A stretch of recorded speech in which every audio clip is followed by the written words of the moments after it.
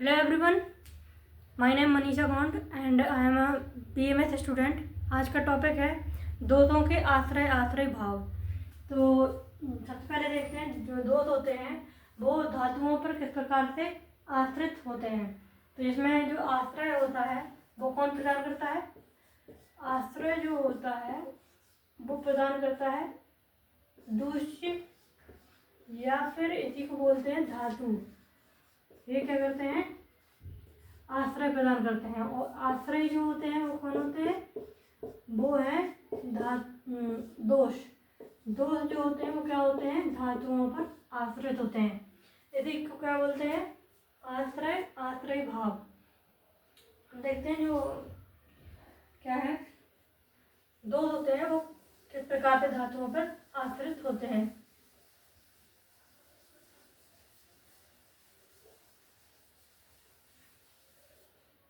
सबसे पहला है बाध दोष।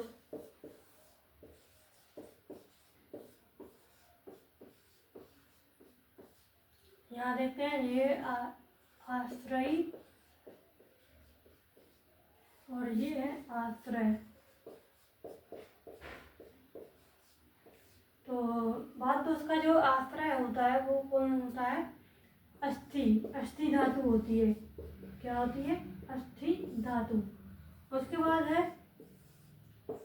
पित्त। पित्त दोष का जो आश्रय होता है वो होता है स्वेद। क्या होता है?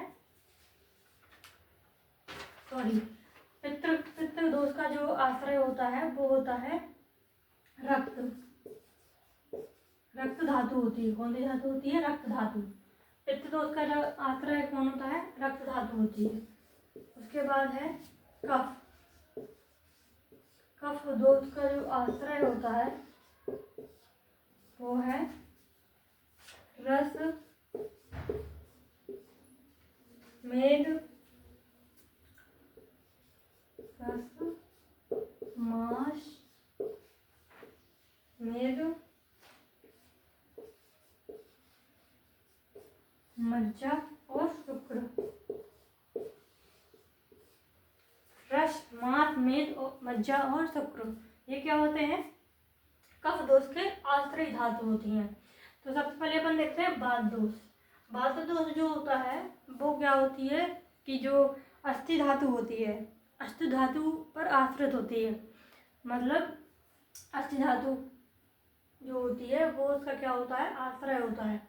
उसके बाद है पित्त दोष। पित्त दोष जो होता है वो आश्रित होता है किस पे? रक्त धातु पर। किस पे? रक्त धातु पर।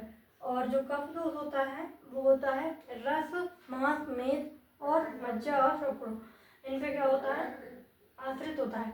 अब ये देखा जाता है कि जो आश्रय आश्रय भाव है इनकी चिकित्सा में किस प्रकार से उपयोगी होते हैं। मेन टॉपिक तो यही है कि मतलब जो दोष है और धातु इनका जो आश्रय आश्रय भाव होता है वो चिकित्सा में किस प्रकार से उपयोगी होता है। तो सबसे पहले अपन देखते हैं कि जो बाध दोष है, लेकिन जैसे जो क्या कहते हैं दोषों की जो चिकित्सा होती है उनके वृद्धि या क्षय में, तो जो धातु होती हैं उनकी वृद्धि एवं क्षय के पर निर्भर करती है। क्या करती है? उन पर निर्भर करती है। जैसे कि रस, मांस, मेद, मज्जा और शुक्र इनकी यदि वृद्धि होती है या फिर क्षय होता है, इनकी जब वृद्धि होती है तो क्या होता है? जो कफ दोष होता है उसकी क्या होती है? वृद्धि होती है। लेकिन जब इनका क्षय होता है तो क्या होती है? इनका क्षय होने पर कफ दोष का क्षय होता है। और इसी प्रकार क्या है? पित्त दोष। पित्त दोष में यदि पित्त दोष यदि बड़ा होता है तो उसमें रक्त की दृष्टि होती है, और रक्त बड़ा होता है तो पित्त की दृष्टि होती है। लेकिन इसमें इस प्रकार से दे सकते हैं कि इसी प्रकार पता है इसमें ये भी कराया जाता है कि जो रक्त मोक्षण की जो क्रिया होती है, रक्त मोक्षण, तो रक्त मोक्षण की जो क्रिया होती है जैसे चिकित्सा के रक्त मोक्षण जो होता है उसमें क्या होती है? रक्त का निर्धारण किया जाता है। मतलब रक्त को निकाला जाता है। तो उससे क्या होता है कि जो रक्त के निकलने से क्या होता है? जो पित्त है उसका भी समन होता है। ठीक है। लेकिन जो वात दोष होता है, वात दोष में इसके विपरीत होता है। कहते हैं कि जो जब अपन क्या करते हैं बात दोष की मतलब बात दोष की जब वृद्धि होती है तो शरीर में क्या होती है, रुक्षता आती है, रुक्षता होती है, लघुता आती है, लघुता आती है। तो उसमें क्या होता है, जब इसमें क्या होती है बात दोष की क्या होती है, वृद्धि होती है, तो अस्थि जो होता है उसका क्या होता है, क्षय होता है, उसका क्या होता है, क्षय होता है। जैसे अपन समझ सकते हैं इसको, जब अपन क्या करते हैं, जो बात दोष होता है, बात के जो गुण होते हैं वो है रुक्ष लघु। तो जब बात दोष बढ़ता है तो उसके समन के लिए क्या दिया जाता है, उसके समन के लिए जो स्निग्ध उष्ण ये जो गुण वाले द्रव्य होते हैं उनका आहार करवाया जाता है। तो उससे क्या होती है, बात दोष का समन होता है, ठीक है। लेकिन अस्थि की क्या होती है, वृद्धि होती है, अस्थि को बल प्रदान होता है। इसी प्रकार से क्या होती है, जो आश्रय भाव में क्या होता है कि आश्रय यदि बढ़ता है तो आश्रय भाव भी बढ़ता है, लेकिन इसका जो एक्सेप्शन है या फिर अपवाद जिसे बोल सकते हैं वो है बात दोष, बात दोष में विपरीत होता है, ठीक है। इस प्रकार से ये क्या है, चिकित्सा में महत्वपूर्ण भूमिका निभाते हैं। नेक्स्ट अपन देखते हैं कि जो इसका एक श्लोक भी बोला गया है, इसका एक श्लोक बोला गया है जो कि इम्पोर्टेंट है, ऐसे भी याद रख सकते हैं और श्लोक से भी याद रख सकते हैं।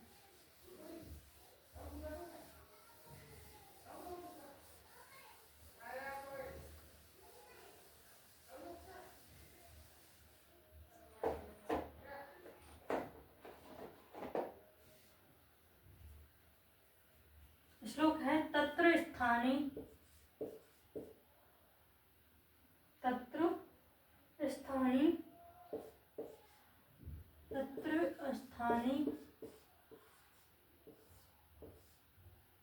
क्या है, तत्र स्थानी स्थितो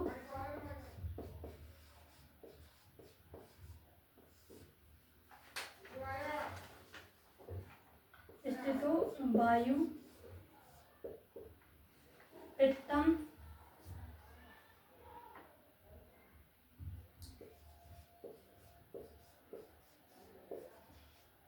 आश्रक स्वेदो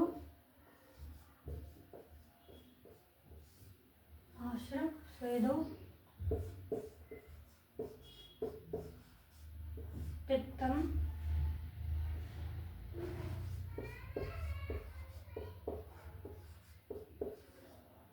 तेसेतु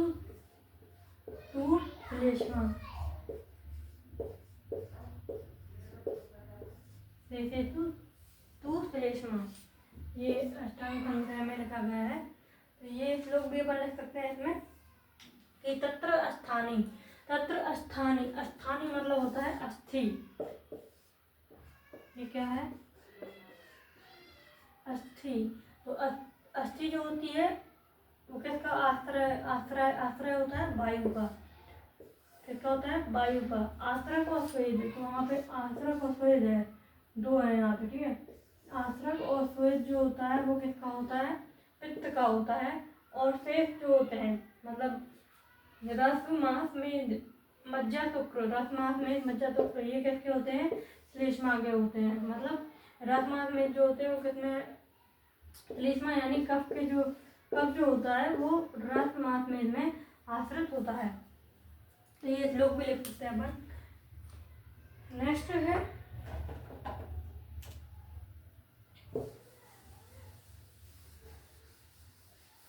इसका नेक्स्ट टॉपिक है दोष और उनके मल।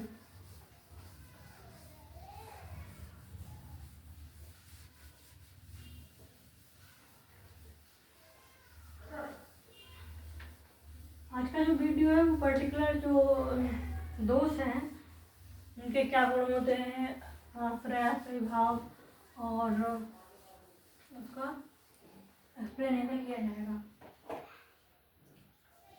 तो दोष और उसके मल, दोष और उनके क्या होते हैं, मल, ठीक है। तो सबसे पहले अपन देखते हैं बात दोष जो होता है उसका मतलब आयुर्वेद में कोई मल नहीं बताया गया है, लेकिन जो पित्त है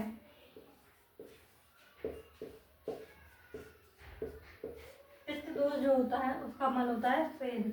पित्त का क्या होता है, पित्त जो दोष होता है उसका मल होता है स्वेद। क्या होता है, स्वेद।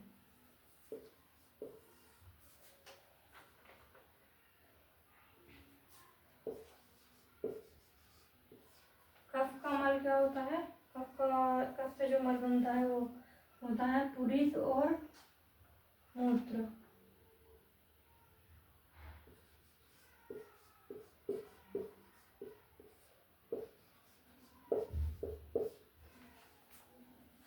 रियलिटी में ये है कि जो पित्त होता है, ये बताया गया है कि जो मल जो होता है वो क्या, मल का जो मेन जो वो होता है वो होता है शरीर से विसर्जन होना। ठीक है, तो पित्त जो होता है वो अधिकतम जो पित्त का जो विसर्जन होता है शरीर से या स्राव होता है वो किसके माध्यम से होता है, स्वेद के माध्यम से होता है। और कफ का जो स्राव होता है वो किसके माध्यम से होता है, पूरी मूत्र के माध्यम से होता है। मल का जो मेन वो रोल है वो यही है कि जो पित्त का जो विसर्जन होता है बाहरी शरीर से जो बाहर विसर्जन होता है वो किसके द्वारा होता है, स्वेद के द्वारा होता है। और कफ का विसर्जन जो होता है वो शरीर से बाहर पूरी एवं मूत्र के माध्यम से होता है। ठीक है,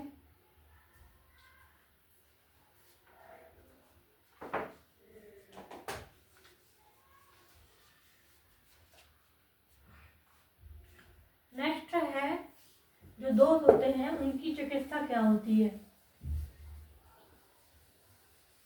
यदि दोष बढ़े हुए हैं तो उनकी चिकित्सा किस प्रकार से होगी, किस प्रोसेस से होगी। और यदि दोष घटे हुए हैं तो उनकी चिकित्सा किस प्रोसेस से होगी, ये बताया गया है इसमें।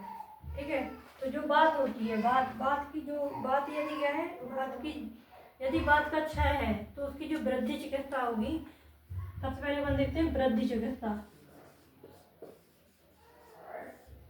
क्या देख रहे हैं,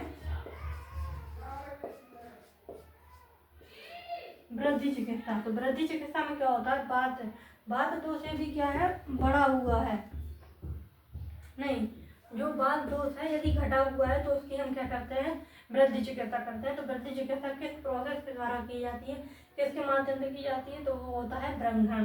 क्या होता है, व्रंघन। क्या होता है, व्रंघन के माध्यम से की जाती है। पित्त जो होता है उसका किया जाता है किसके द्वारा, उसका किया जाता है अवतर्पण। पित्त का किया जाता है अवतर्पण और कफ का भी अवतर्पण के माध्यम से किया जाता है। क्या किया जाता है, अवतर्पण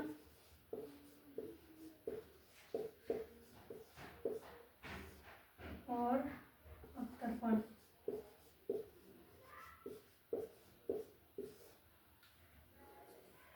इसमें सबसे पहले हम देखते हैं कि जो इसमें व्रंघन चिकित्सा कराई जा रही है, बात जो होता है उसमें जो व्रंघन चिकित्सा कराई जा रही है वो कैसे कराते हैं। ठीक है, वृद्धि चिकित्सा बात में व्रंघन के द्वारा कराते हैं और पित्त में अवतर्पण के द्वारा कराते हैं। अवतर्पण की है, एक मिनट,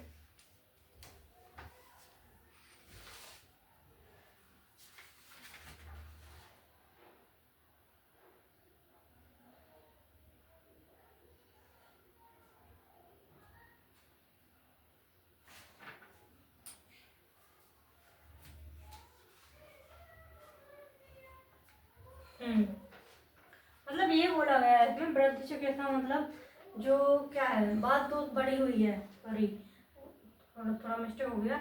बात दोष यदि क्या है, बढ़ा हुआ है तो उसमें क्या कराते हैं अपन, व्रंघन चिकित्सा करवाते हैं। क्योंकि यदि बात के ही टॉपिक में क्या होता है, थोड़ा अपोजिट होता है। क्योंकि देखना इसमें सबसे पहले देखते हैं तो बात यदि बढ़ी हुई होगी तो क्या होगा, उसमें रुक्षता होगी अधिक। ठीक है, रुक्षता होगी और लघुता होगी। तो उसमें अपन क्या करा रहे हैं, व्रंघन चिकित्सा करवा रहे हैं। क्या करवा रहे हैं, व्रंघन चिकित्सा। तो सबसे पहले अपन देखते हैं जो व्रंघन होता है, व्रंघन और अवतर्पण क्या कहलाता है। तो व्रंघन एवं अवतर्पण जो होता है, व्रंघन मतलब होता है शारीरिक धातुओं के अणुओं के आकार को बढ़ाकर, ठीक है, करने वाली जो चिकित्सा होती है वो क्या कहलाती है, व्रंघन चिकित्सा कहलाती है। और अवतर्पण मतलब होता है, अवतर्पण जो होता है उसे अपन लंघन से भी देख सकते हैं कि जो मात्रा को कम करना, वो क्या कहलाता है, अवतर्पण कहलाता है। बेसिकली यदि देखा जाए तो जो लंघन और अवतर्पण में डिफरेंस होता है, लेकिन सूक्ष्म एवं स्थूल रूप से इसको अपन पर्याय मान सकते हैं। उसके बाद है पित्त में, पित्त यदि बढ़ा हुआ है तो अवतर्पण क्रिया कराते हैं, कफ यदि बढ़ा हुआ है तो अवतर्पण क्रिया कराते हैं। अवतर्पण का मतलब होता है जो धातु होती हैं उनको हटाना, ठीक है, धातुओं को हटाना और धातु या मलों को हटाना, ठीक है, ये अवतर्पण कहलाता है। भ्रंगण का मतलब होता है वृद्धि कराना, है ना।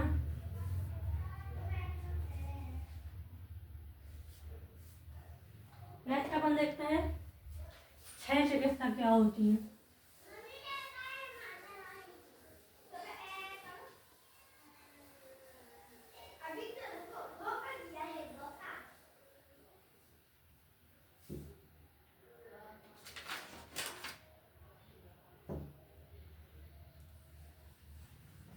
क्षय चिकित्सा जो होती है उसमें जो बात दोष होता है,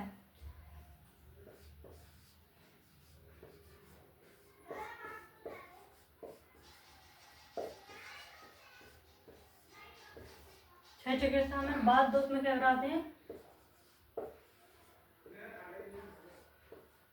लंघन क्रिया करवाते हैं और पित्त में संतर्पण करवाते हैं और कफ में भी संतर्पण करवाते हैं, ठीक है। तो लंघन में क्या क्या कराया जाता है, धातु एवं मलों को क्या करते हैं, घटाते हैं, संतर्पण में वृद्धि करवाते हैं और संतर्पण में वृद्धि कराते हैं। तो अब अपन देखते हैं कि जो दोष होते हैं यदि वो बढ़े हुए हैं तो उनको नहीं, यदि वो घटे हुए हैं तो उनकी चिकित्सा किस प्रकार से करते हैं। तो सबसे पहले देखते हैं कि जो बात यदि क्या है, घटा हुआ है,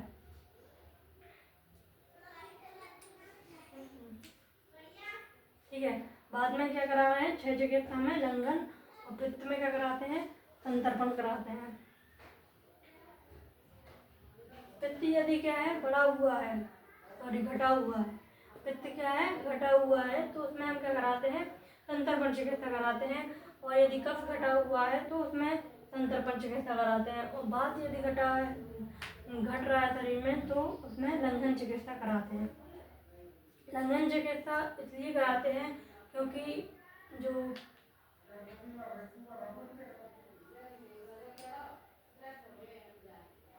नेक्स्ट है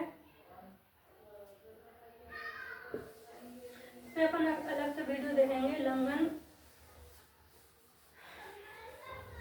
लंघन, संतर्पण और भ्रंगण। नेक्स्ट वीडियो इसी की बनाते हैं, उसमें क्लियर करेंगे तब। नेक्स्ट टॉपिक है दोष और उनके कोपक रस।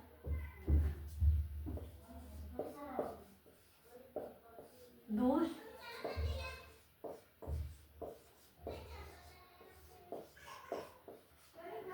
कोपक रस या प्रकोपित करने वाले रस। बात दोष,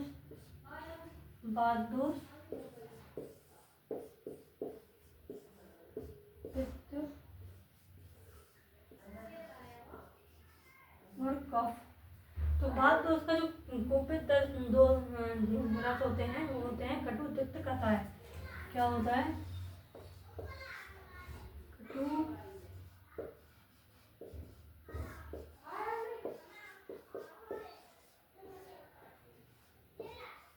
कटु, तिक्त, कसाय। पित्त का जो कोपक रस होता है वो होता है अम्ल, लवण, कटु।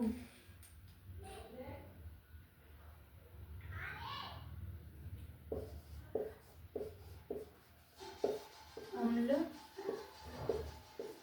लवण और कटु। कफ का कोपक रस होता है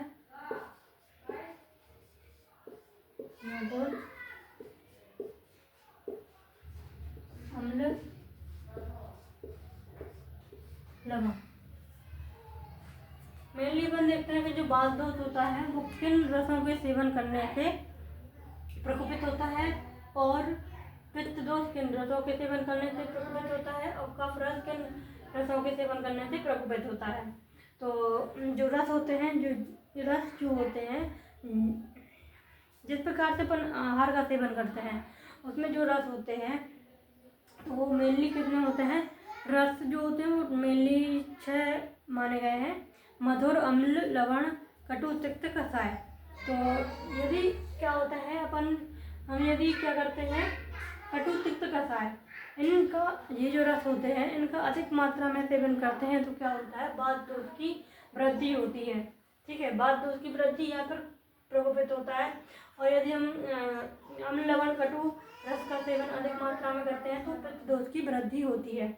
और मधुर, अम्ल, लवण जो होता है उसका सेवन अधिक करते हैं तो कफ दोष की वृद्धि होती है। ये तो अपन एग्जाम्पल भी देख सकते हैं कि जैसे मीठा अधिक मात्रा में खाने से सर्दी जुकाम जो होता है वो अधिक होता है, जिसमें क्या होती है, मधुर रस जो होता है उसकी क्या होती है, अधिकता होती है। ये उसके बाद है पित्त में क्या होता है, जैसे अम्ल, लवण है, यानी जो अम्ल होते हैं ना, एसिडिटी करने वाले जो द्रव्य होते हैं उनका सेवन यदि करते हैं तो क्या होता है, पित्त दोष की वृद्धि होती है। उसके बाद है कटु, तिक्त, कसाय से क्या होता है, वात दोष की वृद्धि होती है।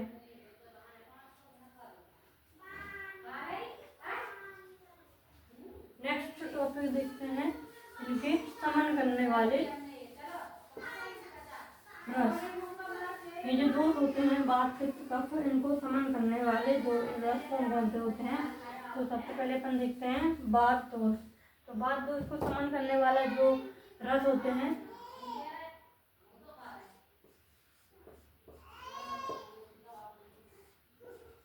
प्रशमनकारी